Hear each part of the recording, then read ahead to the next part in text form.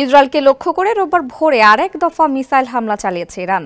জানা গেছে বেশ কয়েকটি মিসাইল ইসরায়েলের বাণিজ্যিক রাজধানী তেল আবিব সহ বেশ কয়েকটি জায়গায় আঘাত এনেছে। সামাজিক মাধ্যমে এসব হামলার ভিডিওতে দেখা গেছে তছনছ হয়ে গেছে ঘরবাড়ি, দুমড়ে মুচড়ে পড়ে আছে গাড়ি। স্থানীয় কয়েকটি সংবাদ মাধ্যম জানিয়েছে সর্বশেষ হামলায় অনেকে হতাহত হয়েছে, যাদের হাসপাতালে নিয়ে যাওয়া হয়েছে। অনেকেই নিখোঁজ রয়েছে, তাদের উদ্ধারে অভিযান চলমান রয়েছে। সংবাদ মাধ্যম টাইমস অব ইসরায়েল জানিয়েছে ইরানের সর্বশেষ হামলায় একাধিক মিসাইল মধ্য ইসরায়েলের বিভিন্ন জায়গায় আঘাত এনেছে। সেখানে উদ্ধারকর্মীরা যাচ্ছেন। এর মধ্যে বাত ইয়ামে একটি ভবন বেশ ক্ষতিগ্রস্ত হয়েছে।